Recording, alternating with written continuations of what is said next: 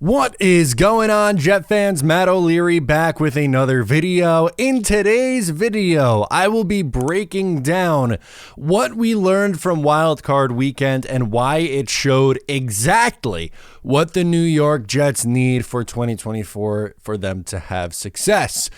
When you look at the AFC in particular, but it kind of happened in the NFC as well, but let's just focus on the AFC, the conference that matters more to the New York Jets because it's the one that they play in. NFC only matters if they go to a Super Bowl, which is obviously the dream, but let's focus on the AFC first. The four remaining quarterbacks for the AFC are as followed: Lamar Jackson, Patrick Mahomes, Josh Allen, and CJ Stroud. Those are four excellent quarterbacks remaining. So what does that show? It shows that it is almost a necessity for you to have an incredible quarterback to have success in not only this league, but more specifically in the conference in which the Jets play. They need Aaron Rodgers to be, well, Aaron Rodgers in order for this team to have success.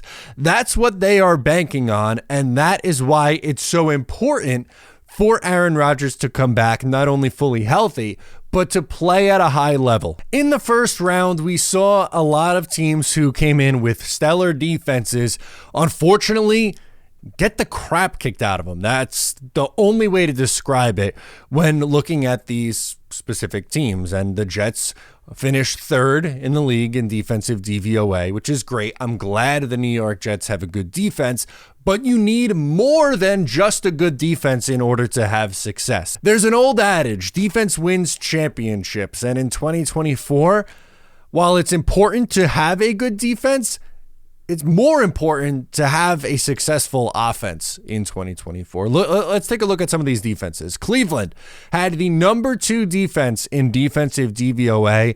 They lost to the Houston Texans 45-14. Now, granted, there were 2 pick sixes in this game, so it's not like their defense completely got the crap kicked out of them and lost 45-14. But even if you count those 14 points, that's 31 points the Cleveland defense allowed, and well, they don't have a very good offense. They only scored 14 points, and that's one of their weaker spots, but it's a good defense will only get you so far. Sure, you could compete for a playoff spot, but are you likely to go on a long run? The last time the Jets did, well, they had a great defense, were built on a run game in 2009 and 2010, but as Jet fans are well aware of, that's 13 years ago now. That is a long time, and you need to be able to be at least competent on offense. I'm not even saying number 1 offense, while that would be nice. You have to be a plus, a positive on the offense with a very good quarterback in order to have success. How about the Dallas Cowboys? Number 5 in defensive DVOA. They lost 48-32.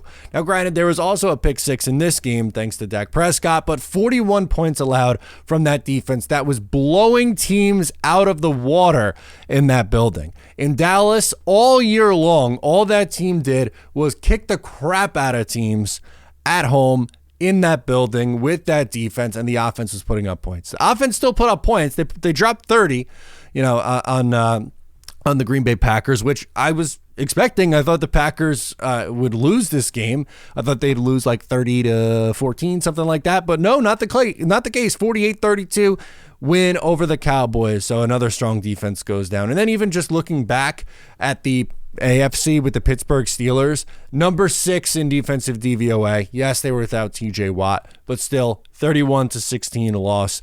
Why did they lose the game? Well, they were starting Mason Rudolph against Josh Allen on the road in a playoff game. How did you think that was going to go? The point spread was 10 for a reason, and it was a blowout win for the Buffalo Bills. The Steelers made it interesting for a little bit. The Bills let this team hang around, but at the end of the day, it wasn't enough. So the Jets have the defense part figured out. Everyone in the world knows that. They have a top 5 defense unit in football. That's great.